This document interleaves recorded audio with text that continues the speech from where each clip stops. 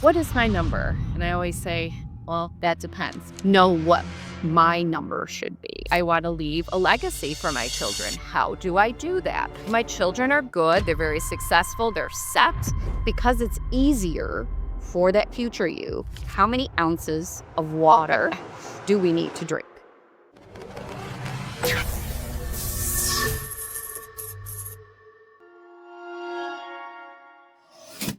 Hello, and welcome to the Express Yourself Podcast. I am Lauren Genuardi. And I'm Vanessa Martinez.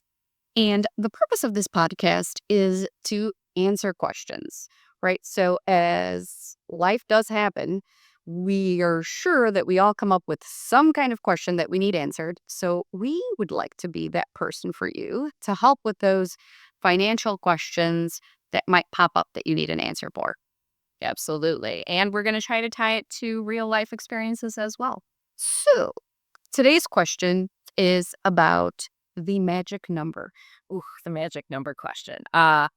We get this one a lot from clients, and I like to blame Google for this. You hear a lot of like, this is my number and this is my magic number in terms of what do you need to kind of accomplish your goals and, to have success as determined by this number. And when clients come in and ask like, what is my number? And I always say, well, that depends. And they don't necessarily love that response. I hate from an advisor.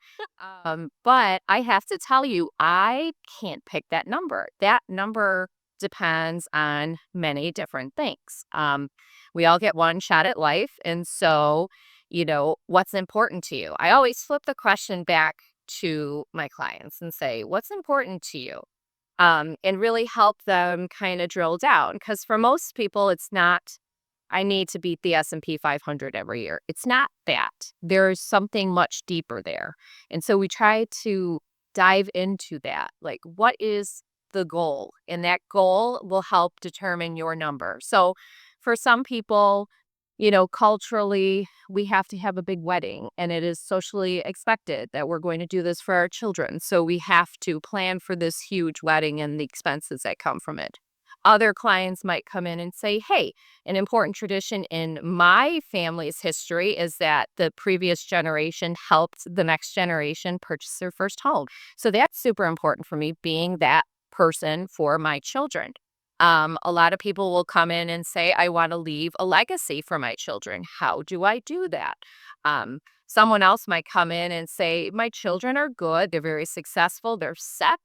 But philanthropy is really important, and that is how I will leave my legacy. So there is no magic number. It varies by every single person and what's important to you. So that's when we really try to peel the onion. What are those end goals? What are these important things in life that we're trying to accomplish with our money? And then we back into strategies. How much are we saving? In what vehicles are we saving? How can we use estate planning and tax planning to help us get there? So I know no one loves the "it depends" answer back to them, but really the process is driven by you and what's important to you. I think it's because it's easier to just hear someone say, Yes. this is it, Yes. and now let's take the steps to get there, period. Yes. Which it can be. It can be if we start with the end in mind. Yes, that's exactly what you're saying is as long as we know what you're trying to reach for that future you, we know what your present you needs to do today. Exactly. But we need to get to know you. We need to know what the future you wants to be. And in some cases, I get it. And this is where the pushback comes. I don't know what my future you is. Yes, true. Yes, everyone is always evolving, right? So that's such a good point because we don't necessarily know what's going to be ahead of us. And everyone is really busy and live hectic life. So it's really hard to sit down and be like, I'm going to devote an hour just thinking about my future self and where we're going and where this family is going. So I think that's where flexibility comes into the plan as well. And that helps us back into it. And we know that like your financial planning and kind of the path with your finances, it is flexible. It is a journey. Things are going to come up. Things are going to change. Jobs will change. Maybe you have a surprise baby that comes into your family. So we just have to remain flexible, but always willing to kind of look at it. with a little eye towards the future. I think having someone support you in this process, yeah, is very important because when you don't know, it's kind of like when you're young and going to college. Yes. I don't know what my career is. Some of us know from the moment we're able to speak, Or we'll think we know. Or we think we know. but the truth is that having someone say, hey, these are a few options I've heard. Yeah, people in your similar lifestyle, in your cultural beliefs, yes, in your whatever it is, right? Because we're all so different, then sharing those possibilities kind of can get us to where the potential number can be. And thinking through numbers, there's so many numbers that get thrown out. One specific number that we were laughing about a minute ago is how many ounces of water do we need to drink? Or how many cups of water? Let's make it easier. How many cups of water?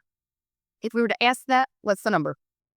Yeah, I don't love water. Full disclosure, I prefer to be a coffee drinker. I know Vanessa's the same. She loves to drink her coffee. I don't love water, but I was told by a doctor that I don't hold on to salt well. Whatever that exactly means, I'm not sure. But anyway, so now I am tasked with drinking a 32-ounce jug of this salted water every single day, and I will say I do feel better. It has stopped some of my headaches and things. So I am feeling better. But, going back to an earlier podcast where we talked about developing habits, that takes time because, putting water first before coffee does not come naturally to me. Oof. Yeah, that's hard. You're dedicated. And I love that. It's just become a habit now. Yes, That's really all it is. because you added it to your identity. Yes, exactly. You had something going on, and this was one of the solutions. Yep. So then you made the change. Yep. And did that. I need to do that. I still don't know how many cups of water. I mean, I drink a lot of water, but that's just because I'm just constantly moving. So I fill my large cup of water up um, constantly throughout the day.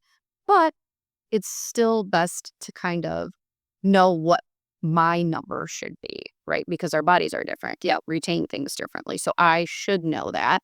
And I just need to make it a priority. Yeah, like we've said. There are priorities, we say they are, but if we don't act upon them, then are they really? We completely understand. Life takes its course and it's quite complicated, but we're here for you. Send in your questions and let us know what your thoughts are or what things are coming up for you that you'd like our help with. Thank you.